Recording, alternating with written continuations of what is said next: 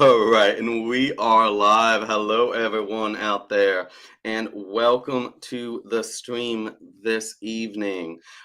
We are going to have quite the conversation. I'm looking forward to it. I hope you are as well. We are going to be discussing effeminate men in our current culture. And my guests this evening are, of course, Alexandra. Welcome back, Alexandra. It's great to see you. Thanks for having me back. True pleasure. And of course, my good friend Victor. Victor, how have you Hello. been? Pretty well. Can't really complain. I mean, it's basically summer temperatures outside, at least from a Scandinavian point of view. Over here in the south, it's kind of like, oh my God, it's winter still. So, yeah, And I'm pretty good. each of these friends of mine, I wanted on Alexandra. I know we've only really streamed once and met once, but you're amazing. So I'm like your friend. Thank you. So I wanted these two amazing individuals on for very specific reasons. Obviously, Alexandra, she's awesome. I wanted a woman's perspective on this when it comes to effeminate men in our culture, including, obviously heterosexual men being effeminate in our culture. And then Victor, Victor, can you give everyone the correct pronunciation for the name you have on screen? Nepenthes. Or just call me Victor. Just in case it popped up in the question. All right. Yeah. I wanted Victor on because being from Sweden, there's obviously their own views of masculine icons, masculinity in general, and how that has shaped the culture there. Obviously, me being American, we have all of our own masculine archetypes as well. Obviously we have the cowboy, the gangster, the mobster, all that stuff. So not too long ago to jump. Essentially for the crowd out there, I am the DEI hire for tonight's show. Anyway, absolutely. We are importing foreign workers this evening. So I'm going to start off with the post I made that Victor shared and got a bit of a conversation going on my own personal social media. A while back, I posted, just about every young couple seems to have a joint social media page these days. And when it comes to the heterosexual couples, it almost never fails that someone comments with something like, does she know he's gay? Admittedly, some of these guys are very effeminate. Still, I actually try to not make such assumptions, and here's why. We have a couple generations of young men who have grown up in a country that has done everything to feminize them. Masculinity has been labeled toxic, and traditionally feminine behavior has become the gold standard for all. Factor in the decline in testosterone levels with each generation of men, and this all makes perfect sense. To address this in part, we need to make masculinity a positive and celebrated part of the American culture again. So, Victor, you shared this and you and I have had this conversation multiple times before. Alexandra, you seem to be drawn to this topic, so I was glad to have you on. We actually have some video clips, because I am one who loves to give examples, not just talk about it, of men who, for what I could see, they are heterosexual. They are in heterosexual relationships. They are married, and two of these individuals actually have kids with the women that they are with. Right? But I'm going to play these videos. As you'll see, you can see why people would say, oh, they're effeminate. And I also captured the comments at the end of these clips where people are commenting to that effect. Oh, well, they're obviously gay, right? Or they believe that, does she know? Has someone told her yet? So we're going to watch these clips and then have a broader discussion about masculinity, about why it appears, at least in the West, why men are just so much more effeminate than past generations. So, everyone ready to get this started? Absolutely. Yeah. All right. I know. What am I waiting for? Objections? All right, here we go. Our first clip.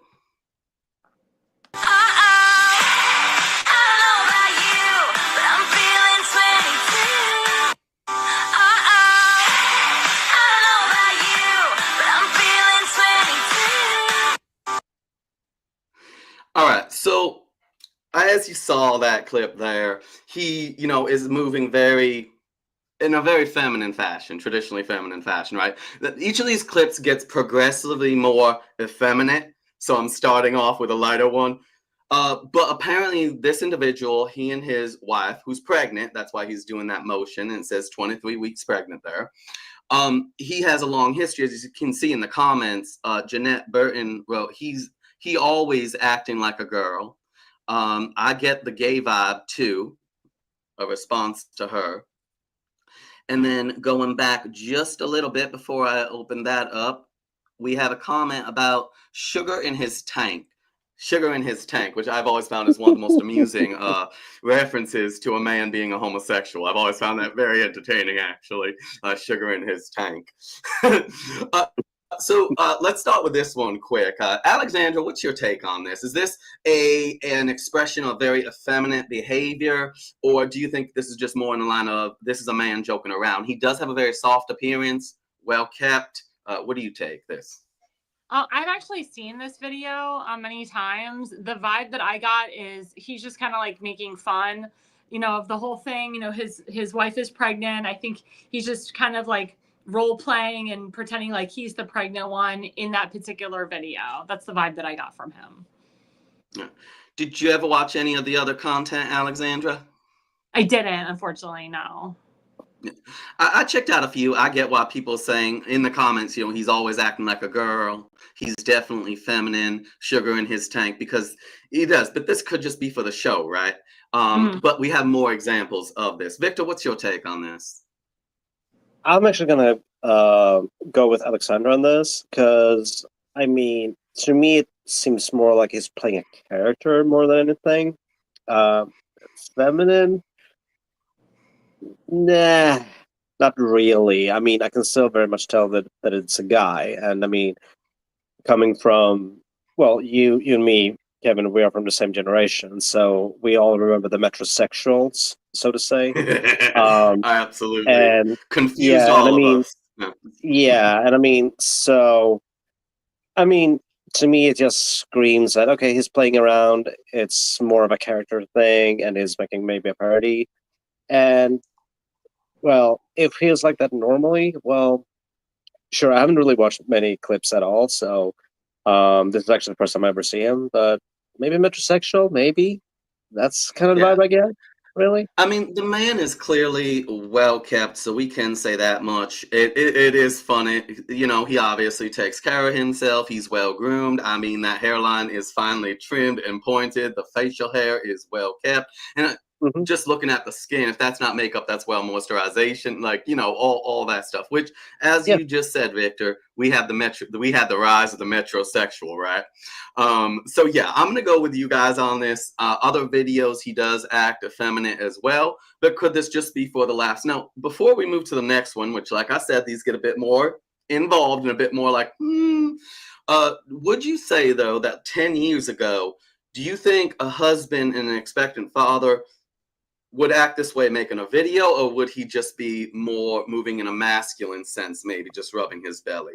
Do you think this is just more common heterosexual men making content where they act in a more feminine fashion? Alexandra? Yeah, I would say this is more common nowadays because my father, when he was pregnant with my sister and then myself, they didn't have internet back then, but if they did, he would just kind of play it off, my wife and I are having a baby, but nowadays I see men in their 30s, 40s, and 50s that their wives are having babies, and they kind of play it off like they're the ones having the baby. I've even seen videos where the guys put the fake baby bump thing, they buy it where they strap the fake baby bump to make it look like they're pregnant.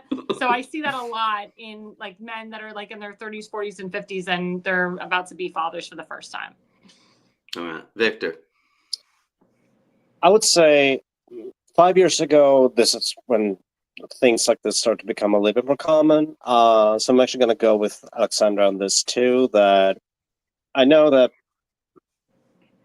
I would say that it would probably be more common nowadays than it used to be on both continents, essentially.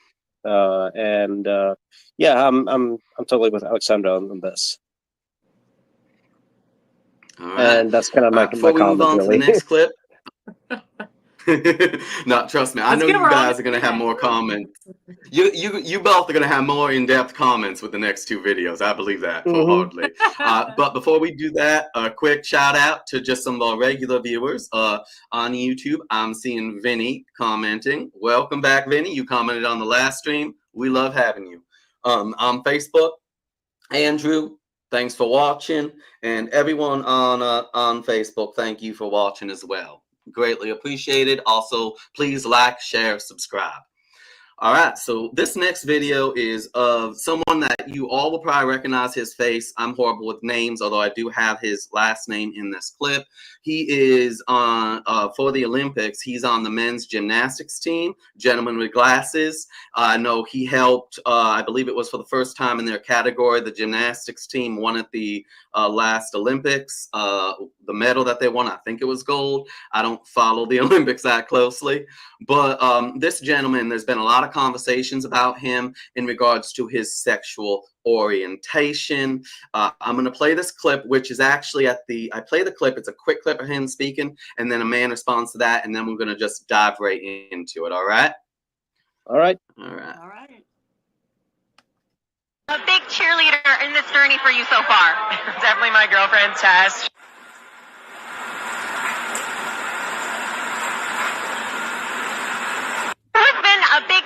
So I'm going to play that one more time just for everyone, because like I said, this is one of the more interesting ones. Oh, shoot. A big cheerleader in this journey for you so far. Definitely my girlfriend, Tess.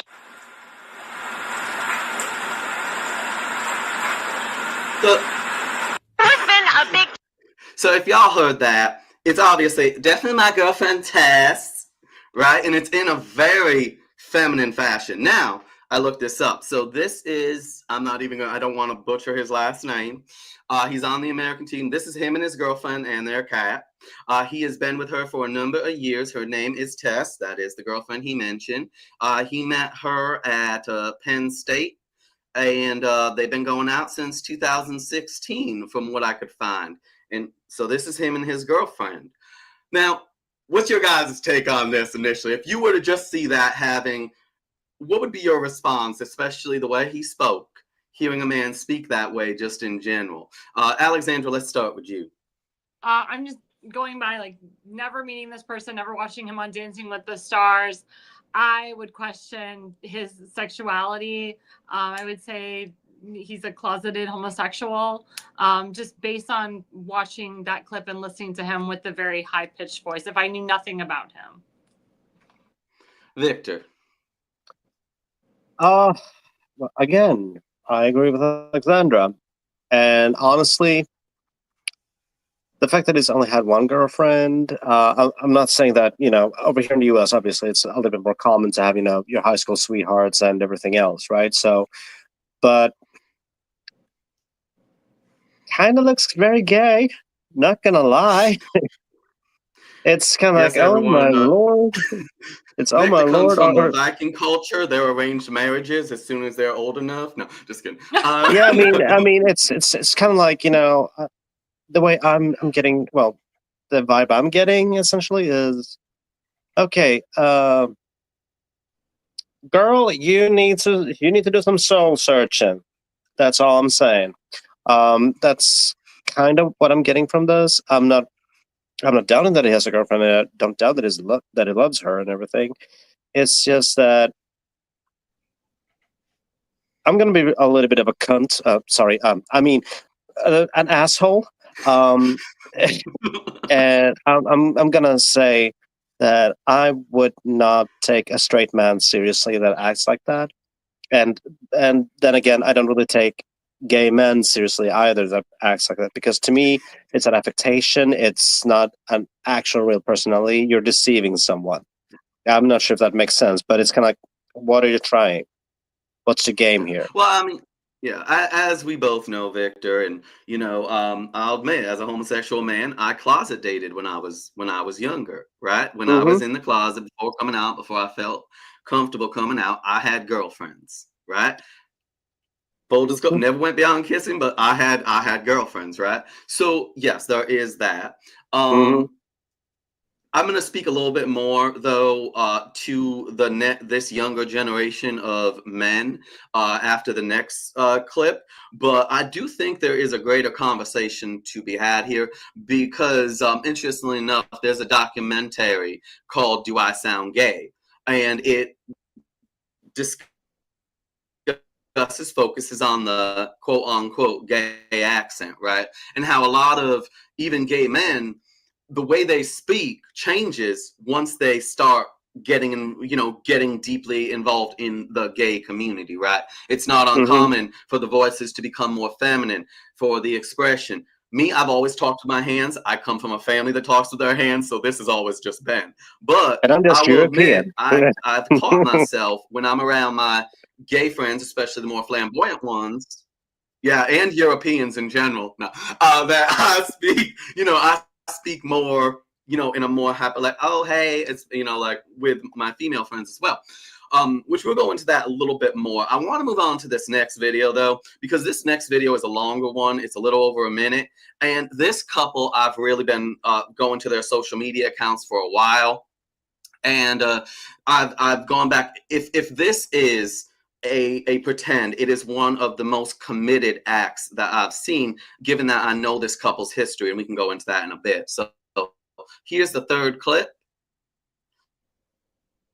and then we will go from there. Question time. All right. If I died, Don't talk about dying. and you remarried, who would you be buried next to? You're trying to get me. Who would you be Trying buried to get me next again. to? Who would you be buried next to? If you died, I would get buried on top of you. Not just beside me. No, I don't want to touch you. What about the other wife? She's gone. Sorry, R.I.P., brethren. You know? Yeah, but what if I died right now and you spent the rest of your life, like, that's a long time, with another woman? R.I.P. R.I.P. of the woman? Like, respectfully, R.I.P. But, period. I'd be buried on top of you. On top. No, not beside. Not to the left, not to the right, not under. On top. And where would she be? Another field. Taylor! That's me. What? You would have this special place, so it would be only right if I was buried on top. You know what I'm saying? Okay. Coffin, not saying coffin. I get them to, if you died first, I get them to open you up and Okay. it'd be like a Krabby Patty sandwich. You know what I mean? Slap her on there. I see what you mean. Slap her on there. You ready? You ready? We'll do sound effects. One, Okay. 2, 3. Slap her on there. You know what I mean? And Connie, Deborah, whoever it was, Yeah. She could have some pretty flowers. I would send flowers to her. Rest in peace, respectfully. Yes.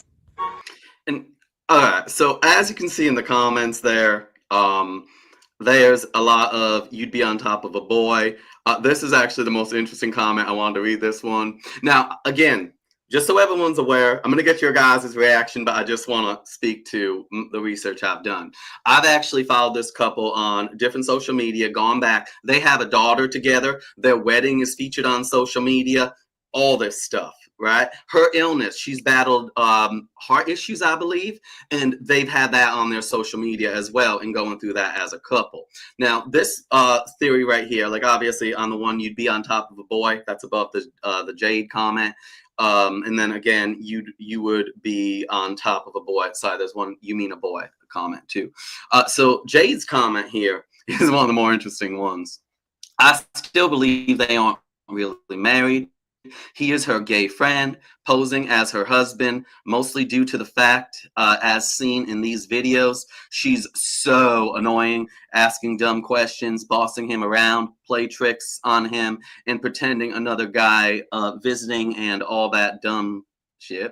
Nobody wants to deal with that in reality, so she got her gay friend who acts like a bumbling idiot to do the videos with her. So if this theory were true, this man is truly one of the best that I have ever seen in this. Well, they put in a commitment, right? They're going back to the wedding. They're going back to all that stuff. These two are, like I said, he's always holding the child. They're dressed at the wedding hand in hand. Let me throw it to you guys quick, and then we'll dive into a bit more. Alexandra, what's your take on this? I mean, I think it's very odd that he says I want to like lie on top of another man, you know, when we're dead. You know, usually when you're married, and it reminds me of that. Well, scene from the book. sorry, Alexandra. No, someone in the comments said that he wants to lie on top of a man. So. Oh, I'm sorry. Okay. So I didn't mean to cut you off. I just want to say that was one of the comments saying that that he really wants to lay on top of another man. He in the video says he wants to lay on top of her like a Krabby Patty. So he wants them to open the casket, toss him in on top of her, and if he has a second wife, she can get buried in a field somewhere. That was the context there. But go on. What's like his mannerisms and the way he speaks? Okay, yeah. Thank you for clarifying that. Okay, yeah. The mannerisms and the way he speaks is very feminine. I'm not a doctor, but I have been involved with the Autism Society Summit as well as Autism Speaks. I've dated men with severe autism as well. In my opinion, I think the way he's sounding is, I think he's on the spectrum, in my opinion. So that can come off a little effeminate because there's different forms of autism in different people. But I just, based on just that one video, again, the feminine gestures can appear that he, you know, maybe a closeted homosexual, but I do feel, based on my experience working with autistic people and dating autistic people and dating autistic men, I feel he has some sort of aspects of autism there, and that's just my opinion on that. Victor. Well, I'm going to repeat myself over again. I agree with Alexandra, because that's also what I kind of picked up too. I don't pick up that he is not heterosexual, right? I pick up that there is something else going on, whether it be a character or, you know, as an autistic person myself. Yes, I do have the paperwork to prove it. It's more, it's kind of looking at myself in my teens a little bit. And because I kind of did the same hand thing and, you know, the waving around and stuff, but I got out of it eventually because I actually went through social training, right? And that's what I'm getting. I don't get a gay vibe from him at all. I do get that there is something else going on. If he's gay, well, then it's kind of obvious, but I think it's more either a character or something else going on as well. So yeah, that's really what I'm getting. So I have to say, yeah, I mean, if this really is some kind of, well, if it's like he's personally closeted and just going through the motions, then he's definitely committed, and she, you know, people argue that she's blind. If this is like a setup and that's her actual gay best friend, then it is also one of the best shows put on. Because like I said, I've gone back in their social media history. I do believe that he is heterosexual. I can definitely see where people would get the autism, right? Possibly, and see that in him. For me personally, though, what's interesting and why I wanted to get through all of these clips before I said this, right? All three of these types of guys, their expressions and all that stuff, I have seen regularly these types of guys be the ones that are dating my nieces, right? Huh. The young women in my family, these are the guys they're bringing home, increasingly so. And I see it all the time. And at first when I started seeing it, I was like, oh, my niece is bringing home a closet case. Should I tell her? My poor niece, I don't want her wasting time on this, right? But no, it is common. Now, don't get me wrong, to a degree, straight men acting gay. I mean, what's the joke? I mean, you want to see the gayest acting men on earth go to a frat house, right? Frat boys act gayer than any gay man ever could, right? I mean, let's just be honest with that. And that's gone back since fraternities began, pretty much. But this is different. This is definitely different. And it does speak to the fact that you can find so many of these videos. I've only brought 3 here to show everyone, but it's consistent, especially with these couple accounts, is the man often acting more effeminate. Now, is this part of a shtick because it draws, or are we dealing with just such a cultural shift that has to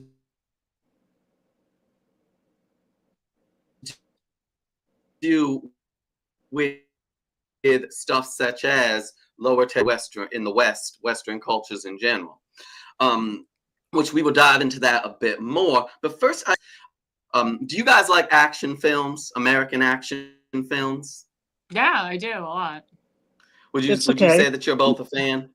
All right. Yeah, I love action All right. films. So obviously, especially we're all in That's the age something where we Victor and I remember don't the agree 80s on. or the 90s, right? Yeah. Well- No, which we will get into. We will get into disagreement for sure. But we all remember, like, you know, going back to, you know, a lot of those action 80s and 90s, especially the 80s, right? Mhm. And then here's a meme I've seen go around for a while. I apologize, it's a little bit, you know, blurry, but I've seen this shared a lot lately over the past couple years. All right, now here we go. We're looking at our 80s stars, right? We got Sylvester Stallone, we got Arnold Schwarzenegger, we got Jean-Claude Van Damme. I don't remember the blonde's name. And at the Dolph bottom, I'm just Lundgren. horrible with He's names Swedish, in general. actually. I only yeah. Oh, he's Swedish. All right. He always Yeah. plays a Russian so well. Oh yeah. Then you have Tom Holland and the rest of them. But when you look at these heroes, right? When you look at the top and above, now we do have more, I guess, what they could argue, effeminate men. We have thinner, more effeminate men. I do apologize, everyone, for us breaking up a little bit. Unfortunately, my Wi-Fi is a little bit of being a pain. I should have reset it before I started. I do apologize, but thank you for those of us who are continuing to stick with us. But back to this, we do see in modern times, we do see more softer looking men, more thinner men playing our heroes, more so than we did in the 80s and 90s and before. Alexandra, what's your take on this? Would you say that's a correct observation? Yeah, I completely agree with you. I mean, everyone's obsessed with that new actor, Timothy Chalamet. And he's extremely thin and he's very feminine in the way that he dresses. I mean, he's dating Kylie Jenner right now, but he's not like this strapping, sexy man like I think of like Keanu Reeves or Christopher Reeve, sorry, the late Superman. You know, he was just very, you know, masculine. And then Richard Gere in his younger years was a very masculine, sexy man. Christian Bale, when he played American Psycho, when he was Batman, you know, he was a very sexy, masculine man. So yeah, we're seeing more and more as we, you know, go on with Hollywood, that a lot of these men that, you know, we felt are our heroes are, like you said, these very tall, thin, you know, skinny guys with no muscles, like Timothy Chalamet, for example.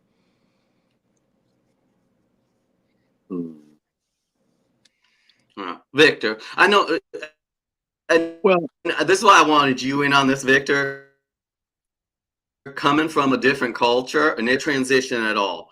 Once more masculine men, objectively masculine looking men, being replaced by more softer looking men, if not effeminate or feminine men in your culture as well? Or do you think that's more uniquely American and maybe like British or so on and so forth? I'm gonna say it's globally. I mean, obviously there are cultural differences, right? I mean, for instance, in Scandinavian culture and Nordic culture in general, men typically are a lot more vain than your standard American male, so to say. You know, because it's kind of expected of you culturally to actually look like you're well put together, unlike me. You know, it's a little bit different to basically, but I do agree. I mean, you're not seeing, I mean, great example. There's actually great examples of Swedish masculinity, if you would call it that, if you want to be specific. That would be Alexander Skarsgård, or Alexander Skarsgård, as you would pronounce it, or he who played Robocop in the new movies. He is also Swedish. They are pretty much, okay, what we would consider to be normal masculinity, if you know what I mean. And so, I mean, it's always a little bit that we have slight differences in what we perceive to be, you know, attractive or how a man should be acting like. But yeah, I have seen it too in modern Swedish media too, that it is there are upgrades and downgrades. Let's just say that. But I don't think that we will see a great replacement, so to say. I do think that it's other influences and maybe other factors too. I think it's basically that the American society and the Swedish society or European societies in general have become a lot more urbanized without elegance, so to say, or without actually updating, perhaps, to become a little more kind of like David Beckham, for instance. Beckham, sorry. We don't see it like that anymore. I mean, it's not that you're trying to polish anything anymore. So yeah, there is a little bit more acceptance of androgyny, I would say, and that goes throughout the whole Western world. And I think it's actually because we have a greater influence of Asian media. I've lived in Asia too, so the beauty ideals and the way men act is way, way different from what we would ever see in the West, and this is more akin to that. So I think it's more to do to those cultural influences, like from South Korea or Japan or even China, actually. But that's just my take on it. Absolutely. All right. So I agree. I agree that we are seeing this more, whether it's other cultural influence. And that's actually a topic we can touch on once we have the broader discussion about what's happening with men in the West and being more effeminate, especially with each generation that we've seen. However, there have been, here in America at least, some turning points, right? Some dialing back when it comes to certain shows, certain stars, certain films. One of my favorite Prime series is the show Reacher. That is, I love that show. I don't know if either of you have heard of it, but this gentleman, this is the main star right here. All right, this dude is like 6'3", the actor himself. He picks people up. It makes me think of back when I was younger. My family loved Walker, Texas Ranger, right? That was a huge one. And the shooting style, it has those similar feels to me, the show Reacher does. And there is no one would argue that the character Reacher is in any way effeminate or feminine in its sense. It's really a back to, just like there's another show called The Terminal List, which is also taking that approach and bringing back that more traditional masculine look on camera and actions on camera.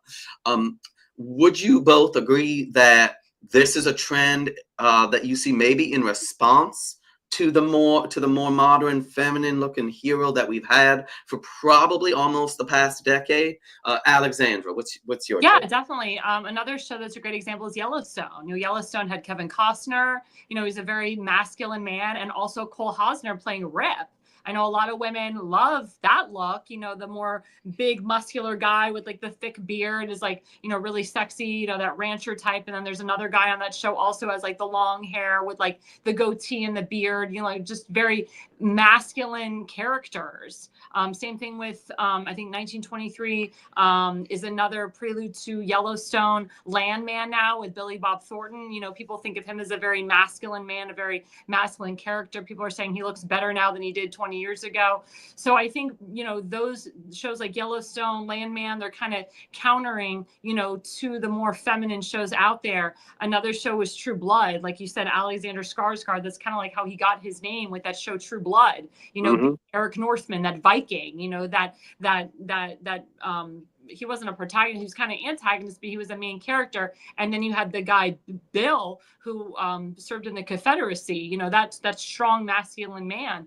So I think a lot of those shows are coming back out to kind of counter the feminine, the demasculizing of the men in some of these other shows that we're seeing and some of these other movies that we're seeing. Well, I actually Victor, agree. what's your take on it? Well, I agree. I mean, I'm not sure what the audience is, but you and I can very much vouch for this, that, let's say, within our community, if we can call it that, but, among gay men, it used to be that, okay, the ideal was that, no hair whatsoever and really looking like you were, well, basically that you look more like very, very young and not grown up, so to say. What we call within twink. age range, yeah, twinks, etc. Yeah. But then now, all of a sudden, apparently, well, it's like gone on reverse. That nope, it has to be the big bearded, muscular man and everything, and all the body hair you can possibly imagine. And I mean, it's an older musculature, right? I mean, we see the shift too. So I think it's a little bit of reactionary thing that everyone is doing right now, especially when it comes to, both among men and gay men, that we're kind of like saying, no, actually, we kind of like the classical thing. I mean, after all, that's why we like men, right? So I believe it's kind of like that. I'm not sure if this is appropriate for me to say so, but I think that's actually an improvement, because, well, it actually, there is some truth that I do believe that men are, by nature, we are actually very much, masculine creatures. I mean, that's why we evolved after all, right? And I think this is actually a little bit of, classic men's revenge, if that makes any sense.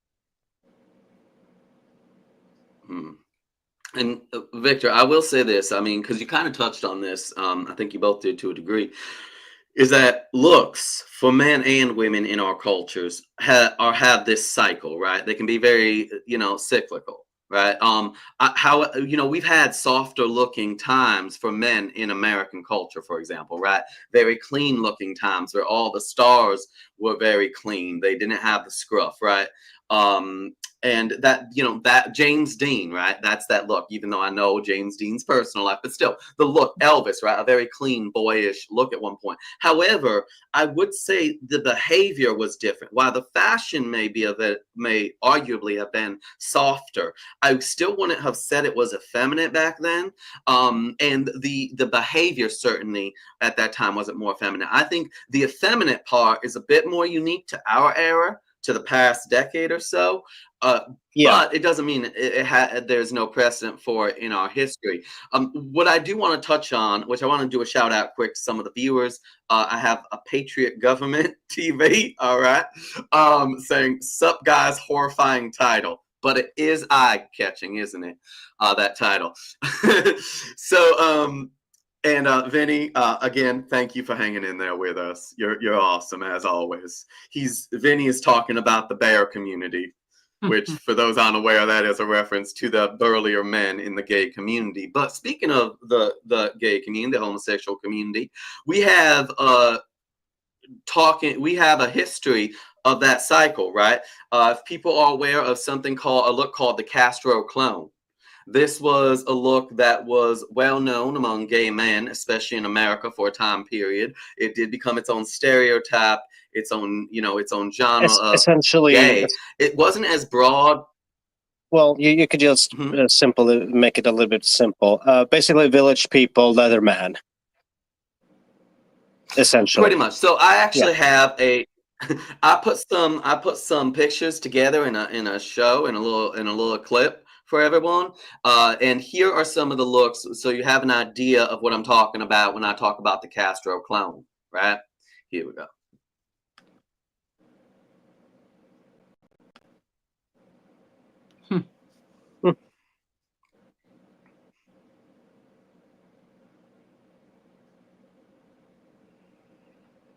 All right, so all these pictures. Now, this guy right here, you could argue, hey, look at those hips and look at how his legs are moving. He definitely has a bit of a swish, right? Some people would argue that just visually looking. But objectively, when you're looking back at these fashions, right, these are all from the 70s. Two of them, I think, are from New York. The one I know is outside of a New York club. I think this one might be San Francisco. But this one right here, when I found the pictures, from a party outside of a club in New York City. And as you can see, every man there, this is outside of a gay bar, looks that way, has that look, right?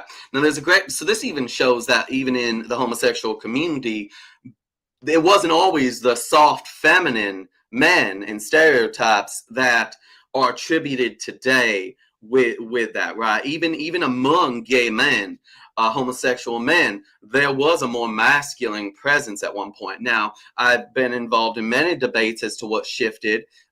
There's the most logical argument that I personally do support is it's a mixture of feminism finding its way into the homosexual community, right? You need to be a feminist if you're a gay man because feminism supports you, and actually the AIDS crisis. I talking to older gay men, especially, this look became associated with the bathhouses and the virus, the HIV and AIDS, so much to where, well, men started shaving their bodies and their face to look younger because what looks healthy? Youth looks healthy.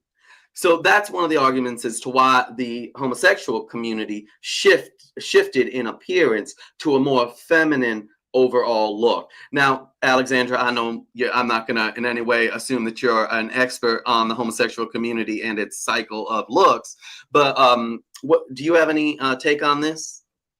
No, I mean, I completely agree with you. I look on it on the flip side. If you watch that movie Grease with John Travolta, he was dressed just like these men are, and he's playing a heterosexual character. And a lot of people said, God, John Travolta, they made him look so good, but he was walking and, dressing very, feminine, like, what's going on? And there was like rumors later on that John Travolta may be gay or bisexual. So it's just, it's interesting. I look at both of those perspectives of it. We have, what you're showing here is a homosexual group that's looking very masculine. And then you have the play Grease, which the men are dressed very similar to how these men are, in this picture, but they're playing heterosexual couples. So I look at it from those perspectives.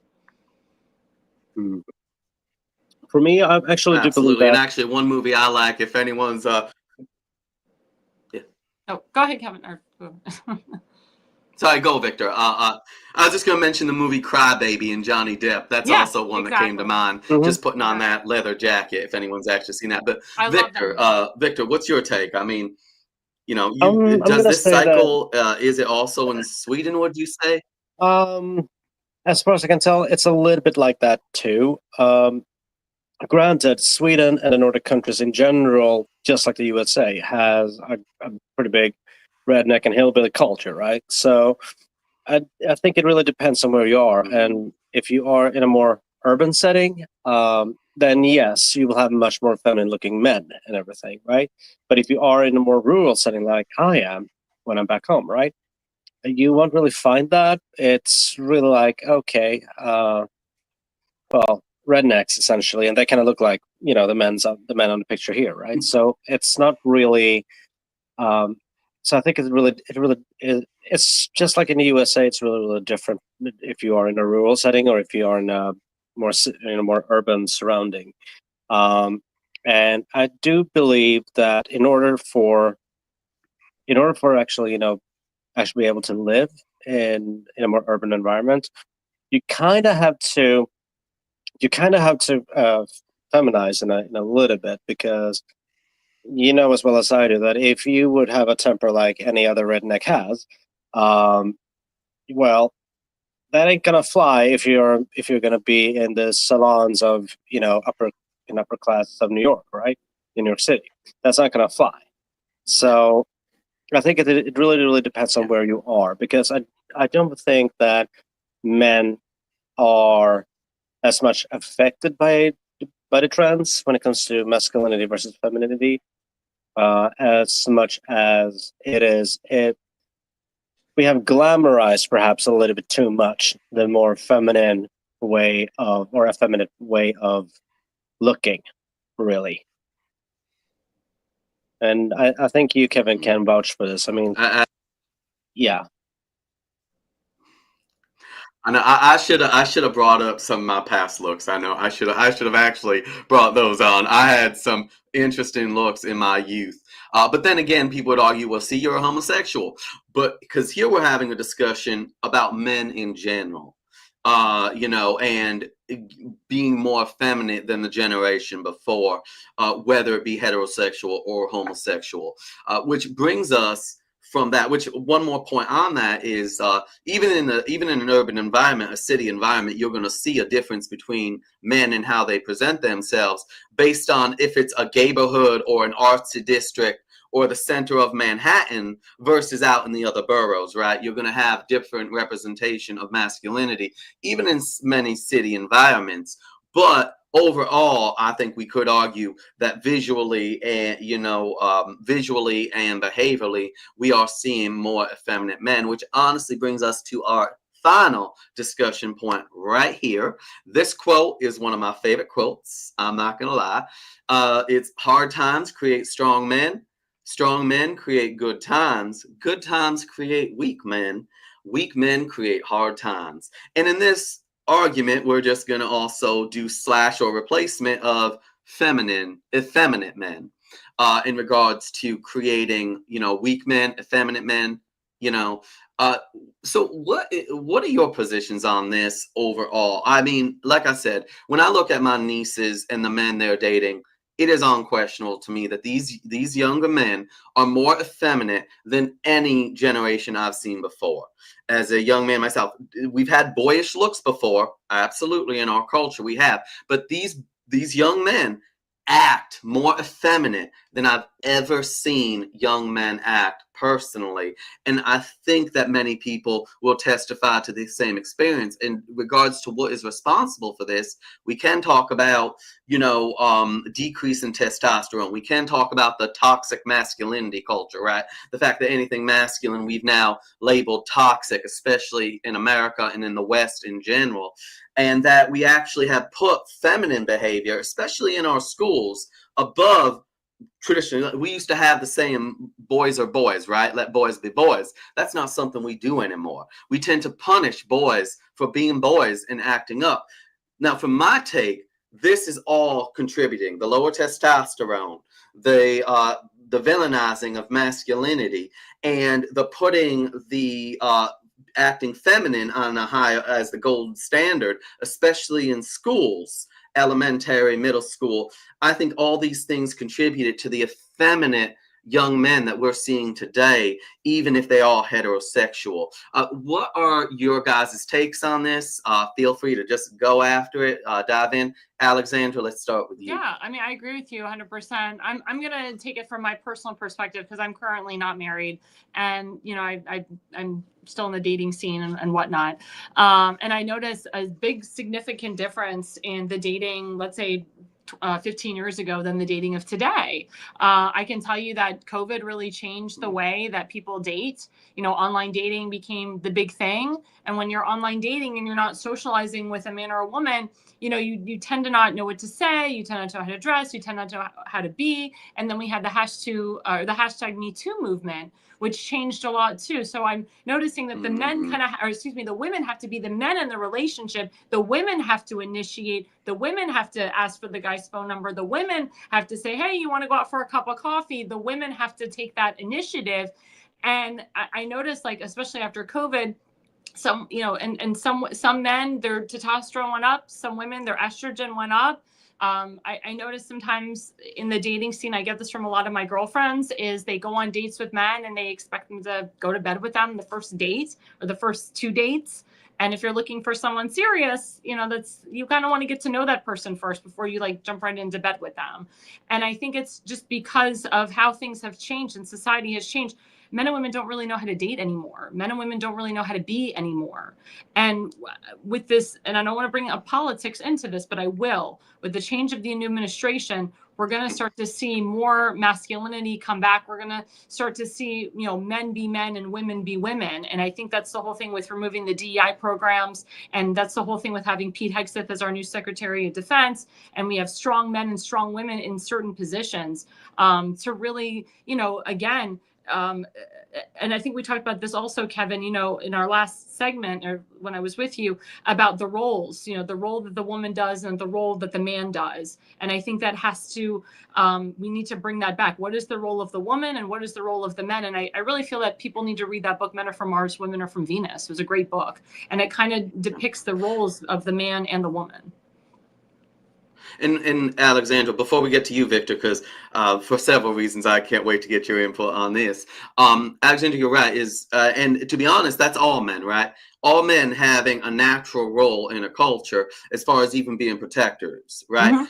Even for example, Victor and myself, right? Homosexual men, right? We still, is there a cultural requirement for us to protect the women in our lives? If someone's attacking my sister as we're walking down the street, I have an obligation as a man to defend her. That I don't escape those requirements of men, our natural requirements, just because I happen to be a homosexual man. That's my personal take on that. Although I feel like there has been a push, especially with the insertion of feminism and the anti-man perspective just seeping in and poisoning our culture, that gay men, the homosexual men were among the first, oh, you don't have to worry about doing that. Heck, you can even get in a fight with a woman and throw down regularly and stuff.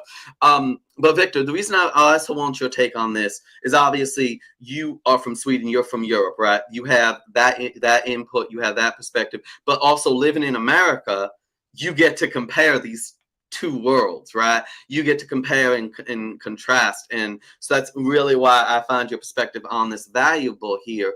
What would you say, in your opinion, is behind this, the effeminate generation of men, and how it seems to be increasing? Do you think it's everything we listed so far, or do you think there's something that we're missing? It's a complicated question, because I mean, here's where I get okay. Now for a little bit of cultural lesson, right? What many Europeans often say about American men is that they act like boys their whole life, right? So basically, you don't really have. I mean, I've never experienced in any other culture, generally speaking, that it's totally acceptable to sit on a porch, drink your sweet tea if you're in the South, and well, all of a sudden, Grandpa just said, "Let's go mud skipping," right? And I would never experience that in any other sense in Scandinavia or any other part of Europe, right? The thing that I do believe has become a little bit of a problem for the United States is basically that feminism has gone too far. I mean, sure, you can argue, because I come from one of those countries that are, basically one of the most feminized countries in the world, right? So I'm not gonna brush it under the carpet, right? The thing is, though, that I do believe that we need to actually have a little bit more emphasis on tradition, and that it's actually okay to be a man. It's actually okay to be a little bit more roughhousing than perhaps Lisa. When we were kids, right? I mean, I remember, even though I was actually a pretty good kid at school, I still knew how to wrestle. I still knew how to, to fight and everything, right? That is not something that I see. And it was also, it's totally okay if you're a boy to actually like sports and dislike sports. So, I mean, I think there needs to be a little bit more emphasis on that. It's actually okay for boys and girls, to actually be as what falls natural to them, right? I mean, if you're a girl and it falls more natural to you that you like, you like dolls, you like the more girly stuff, and that's going to be totally okay. It's not toxic femininity because of that. Likewise, if you're a boy, it's not toxic masculinity if you're really, really into football or wrestling or whatever. It's not a problem that you kind of idolize them and, do reenactments in schoolyard and stuff like that. That's not an issue. That's actually pretty normal, because after all, I do believe that we actually need to accept that men and women are different. We have different roles in society, and it doesn't matter where we are in the world. Men, generally speaking, are wired pretty much the same. So I do think that we need to actually have a discussion that we need to make it okay for girls to be girls and boys to be boys. Because otherwise, I agree with you absolutely. Yeah, because I mean, as well as I do that you have this, and I'm gonna go on a tangent here and a little bit of rant, right? And maybe you, Alexandra, can maybe vouch for what I'm saying. I'm not sure. I'm not a woman, quite obviously. But you have this weird pressure on women too. That is, okay, you're supposed to act like a man with having a career and be focused and be all girl boss and everything, right? Yet at the same time, we have seen that there is much more misery among women today, particularly when it comes to dating and perhaps wanting to create a family life and everything. And let's face it, it's not really. And I'm gonna sound like a totally horrible sexist. And rest assured, I'm not. I'm not judging a woman with what she does with her private parts, so to say. But this whole shenanigan and lie that we've been told throughout the years that women are supposed to be, well, loose in more proper terms for it, is a total lie because I don't think it's in the women's nature to do so. Likewise, I'm not saying that we should allow men to be loose either, but I do think that we need to also make men understand, and young men especially, understand that you can't act like a teenager. And sometimes, sure, you can be a little bit more effeminate and everything. You can be interested in fashion and stuff. However, toughen up. Sorry, not sorry. I agree with that. So I want to Alexander, before you take that up, I want to throw this at you too, a little bit to chew on, along with what Victor had just said. I know we're throwing a lot back and forth, but what's interesting about feminism, and this is kind of how I look at it from a modern perspective and modern feminism. When I look at it, feminism, instead of celebrating what is woman, what it means to be woman, what it means to be female, right? Instead of doing that, it took this path of, well, we're going to make women act like men. And not only are we going to encourage women to act like men, we are actually going to have women act like what can be the most negative outcomes, behavior outcomes of when men take certain behaviors too far, from promiscuity to focusing on career and just giving up on family, to all, to finance, drive just for finances. I feel like that is what feminism did. And now we look at feminism and it has women who aren't even women. We have trans women, right? So the irony to a degree is, while I feel like traditional masculinity has been attacked and beaten down by feminism, so it did that. There's also an irony to a degree that the patriarchy, if you wanted to talk about a patriarchy, actually took over feminism to a degree because it made women act like men. So to a degree, that was a bit of the patriarchy winning out. I know I kind of just threw that together, but Alexandra, what's your take on all that put together? Yeah, I mean, like I said, generations have changed now. Again, I'm coming from a perspective of someone who's not married and who's in the process of, looking for my significant other, the father of my children. And I see that the men of today, especially in their 30s and 40s, are not as masculine as like my father's generation. I just feel like they're lazy, to be honest with you. And I feel like, sometimes the woman has to be a biatch to get what she wants. And it shouldn't have to be that way. I know I was a beta woman half my life. I was a professional opera singer. We're emotional people. We're caring people. But I noticed as I've gotten older, I become more of this alpha female, which I never really wanted to be.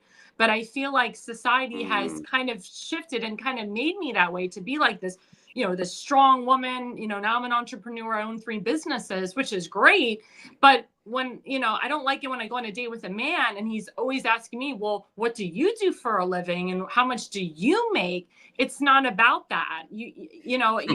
That's not what a date should be about. You're the man, again, like we said earlier in the last segment, the roles between a man and a woman. Why am I going on a date? Why is a man asking me, what do I do for a living? Oh, you own your own business? Well, how much money do you make? And how much money are you going to bring into the marriage?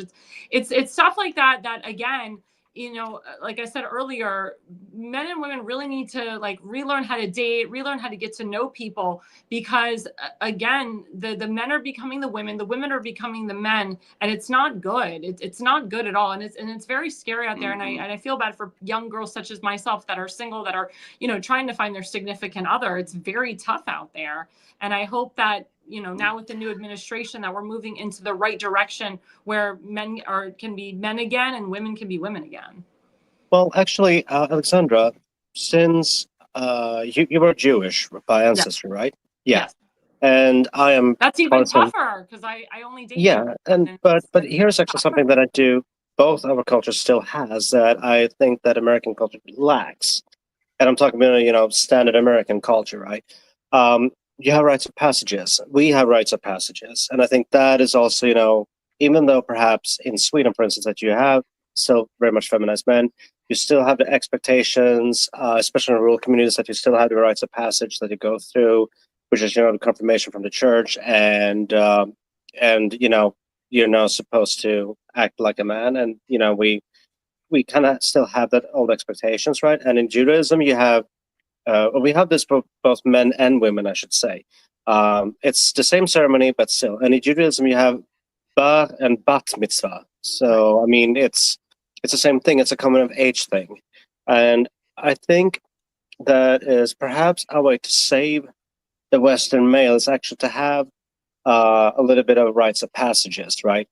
Because then everyone knows from a pretty early age what is expected of you. And when it comes to dating, I mean, I'm not gonna lie. My husband, he earns significantly much more than I do, and in fact, I have more housely responsibilities than he does. And not gonna lie, he's much more masculine than I am. But again, I mean, there are parts when you actually need to be more feminine and parts you need to be more masculine, right? And I think that is something that I believe heterosexual couples, especially, have lost, because there isn't any room for perhaps one to be a little bit more traditional, perhaps one to be a little bit more caring and domestic, or stuff like that. I think we need to focus on family a little bit more. That we need to actually have that to uphold that ideal in the end, which I do believe that Judaism is a great example.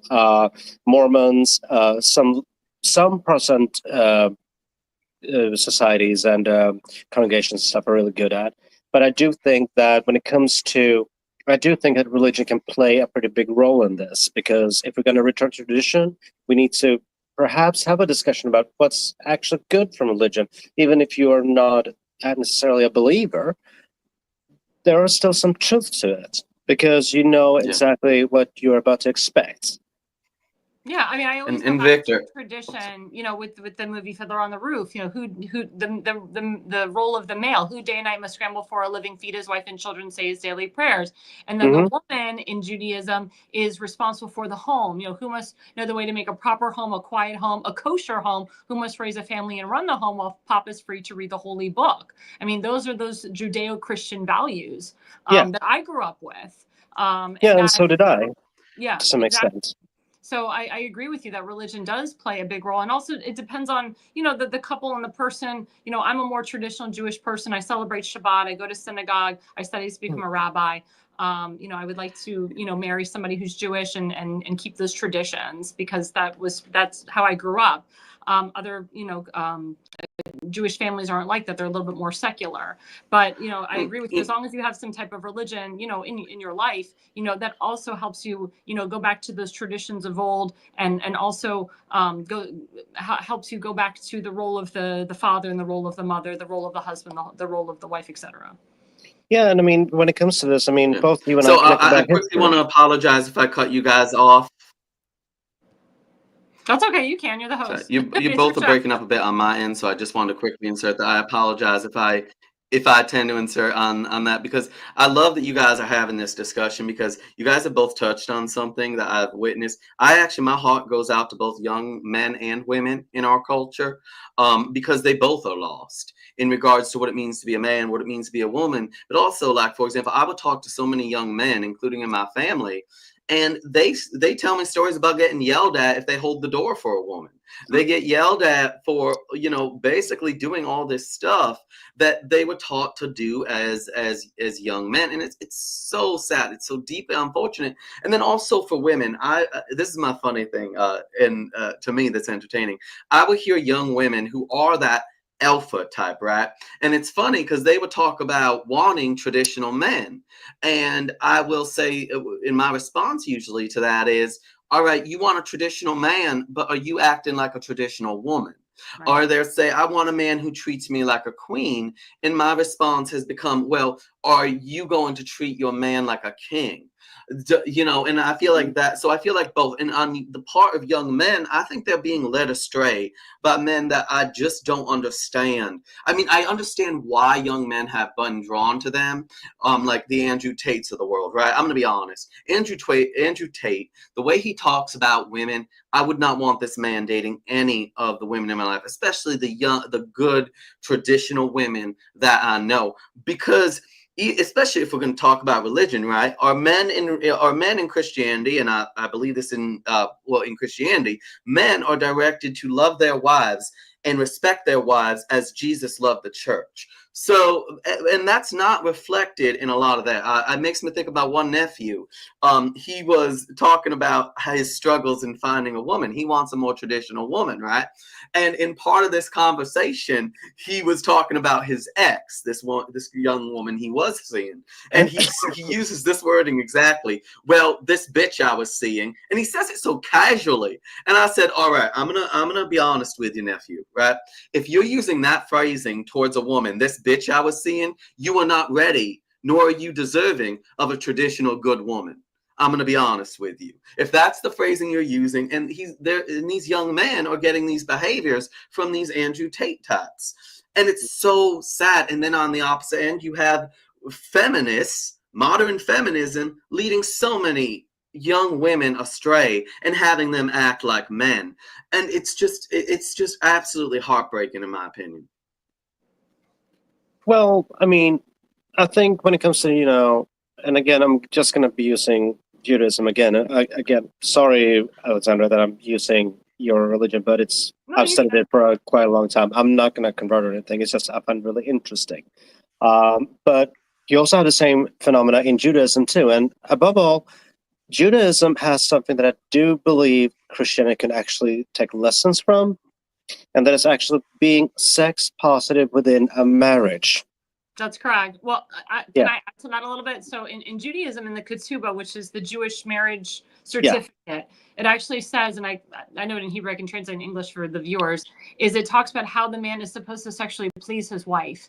And actually before, like in very ultra Orthodox marriages, because sometimes the women are virgins, and sometimes the men and the women are both virgins. The man is supposed to say a beautiful prayer to his wife before he consummates the marriage, and it talks about how he's supposed to please his wife, please, you know, the future mother of his children. In that concept, some women and men could conceive a child on the day that they consummate their marriage, because they're not using birth control at that time. And it talks all about, again, pleasing the woman, pleasing your wife, you know, telling your wife how much you love her, how much you appreciate her. And, you know, that goes back to those Judeo-Christian values. And I think a lot of people forget that after they get married and even before they get married. Yeah, and it's the same with, you know, old school Lutheranism too. I mean, Martin Luther himself, I mean, he rebelled against the priesthood because, well, hey, this is wrong. You're supposed to procreate. You can't really procreate if you're celibate, right? And so in the catechism, you have actually you have some advice when it comes to married life too, and that is also that you need to respect your wife. I'm just boiling it down because it's a long time ago, and above all, it was written in Old Swedish. So it's German, but it was translated to Old Swedish. So it's going to be a little bit tricky to translate. But you also have this, you have obligations as a good Protestant man towards your wife, to honor and respect her. And likewise, when it comes to children, they're supposed to, you know, love and obey their parents too. To a certain degree, because there are ways you can break that contract too. But, you know, I think when it comes to society and when it comes to masculinity and femininity, it is connected to the way we see hierarchy. When it comes to hierarchy, every society has a hierarchy. It doesn't matter who and what you are. There's always going to be a hierarchy, whether it be, you know, between the relationship between a man and a woman, a husband and wife, you know, and their children towards their parents and children and their grandparents. There's always going to be some kind of hierarchy. And then with the hierarchy comes a certain expectation of behavior. And I think we need to return to that to some degree. And I'm by no means a conservative. I just see the utility of it.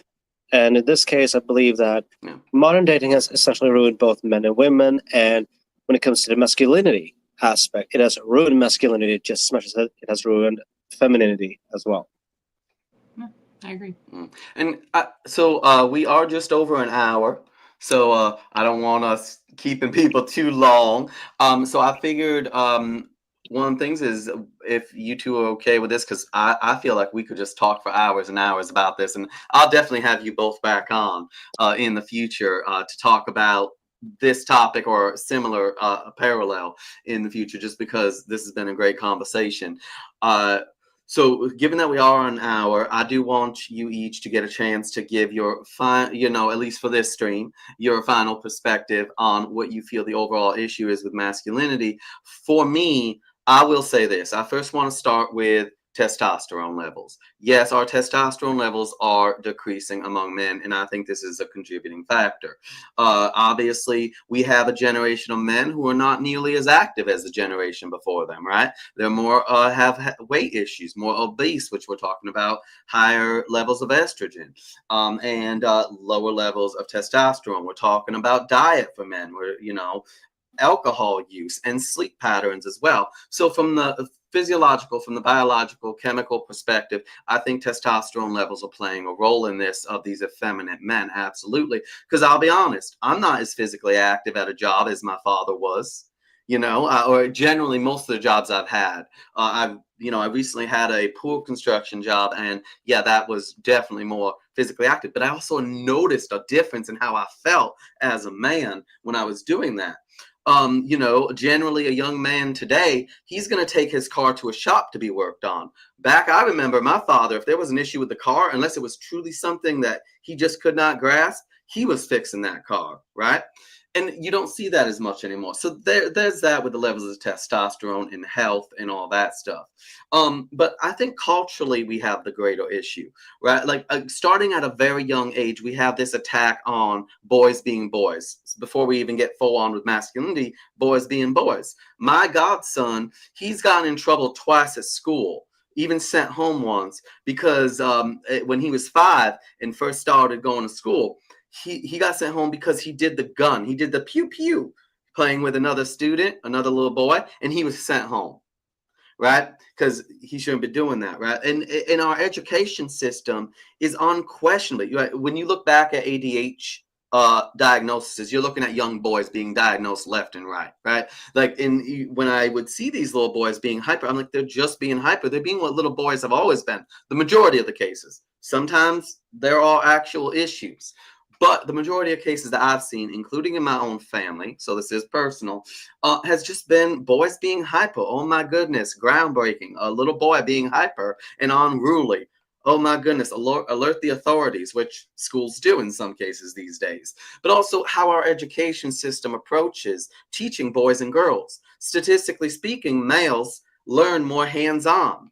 Our education system has veered towards more, we're going to read these books and then apply a test or whatever it is, when men in general, boys in general, learn more hands-on, which is why, and this is a totally different topic, but I actually support separating the sexes when it comes to school. I know that's a different conversation for a different day, at least in the earlier maybe bringing them back together in high school, but in the initial stages of life, kindergarten, elementary, even middle school, having the sexes separate so boys and girls can really develop and start defining themselves as boys and girls, young men, young women. And then finally, obviously, there's the villainization of masculinity and the Me Too movement in our culture, which I think is just been the final, well, not the final nail in the coffin, because I agree, as Alexandra said, that hopefully with our new administration here in America, we're going to see a shift. But it was one of the stronger nails in the coffin of manhood, of masculinity in American culture, which I'm glad we're taking those nails out bit on bit. So overall, all these factors combined, I think that these have contributed to the effeminate men that we have seen for the past decade. But I'm glad to see where we're going personally.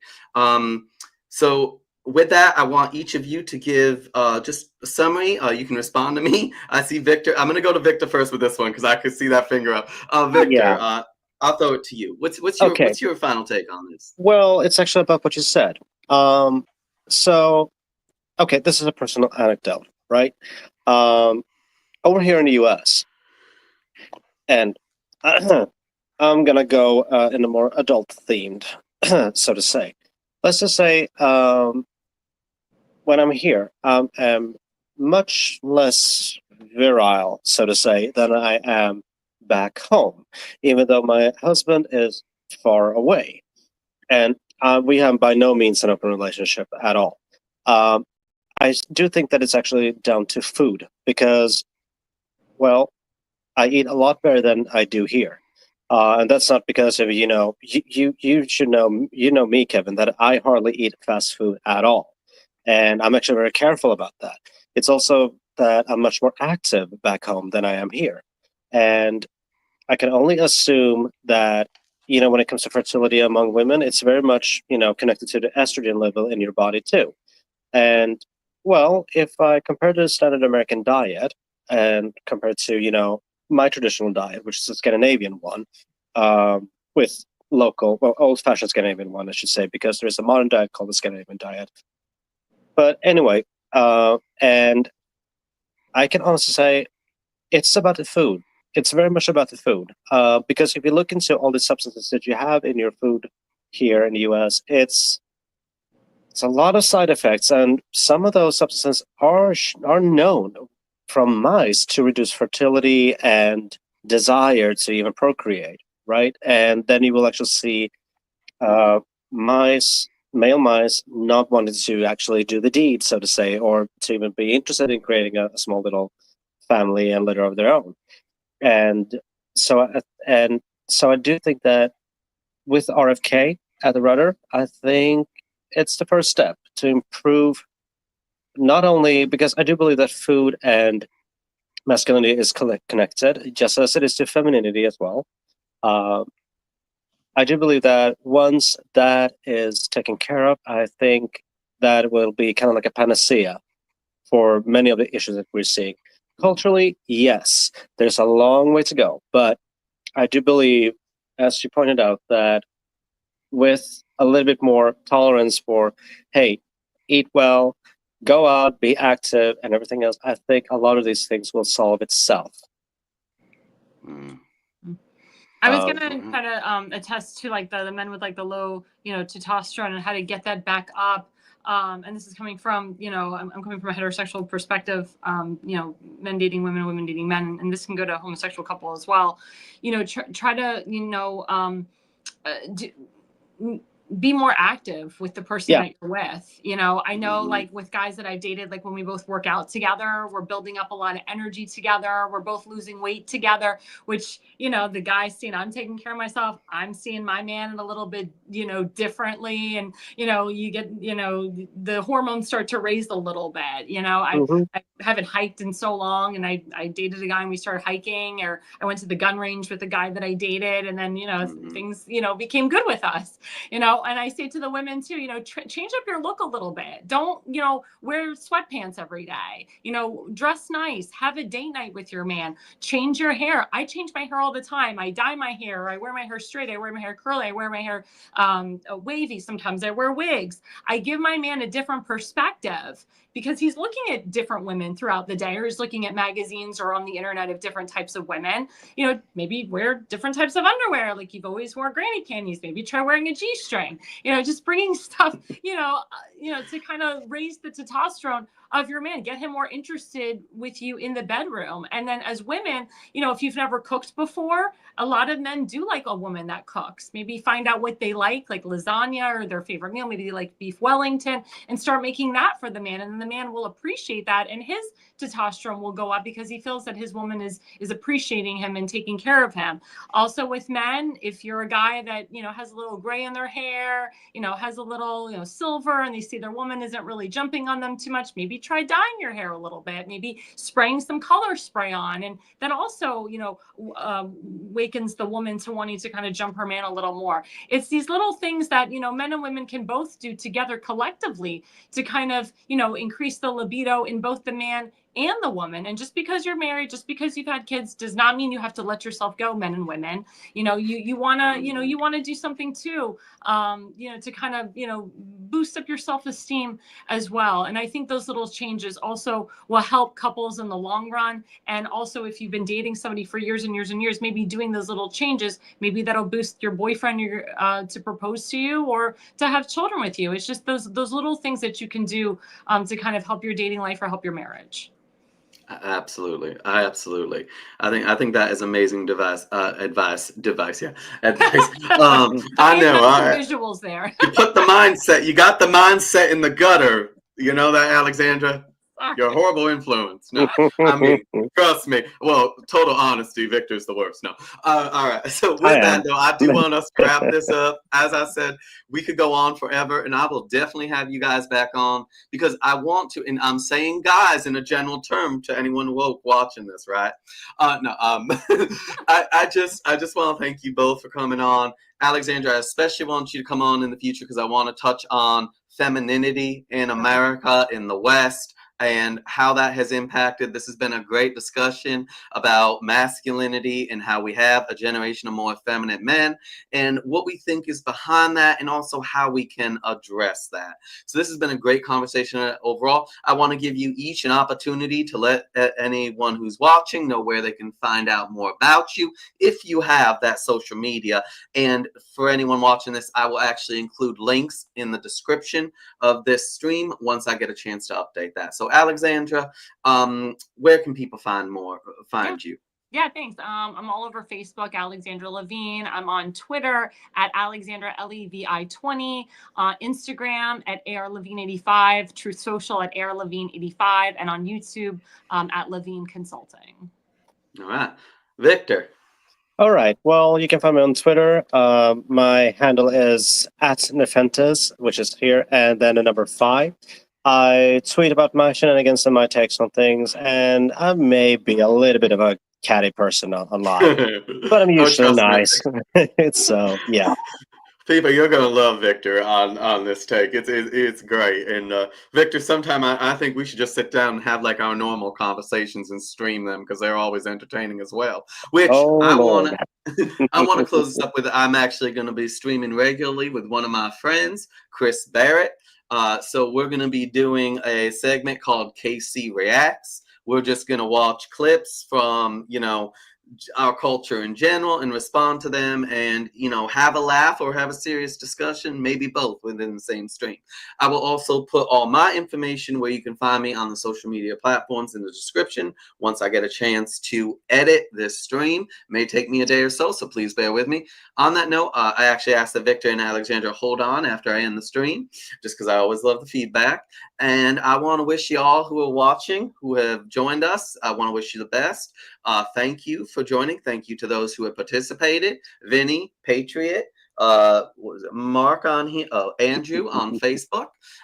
Thank you all. Please like, share, and subscribe. With that, have a great one, y'all. Have a great one.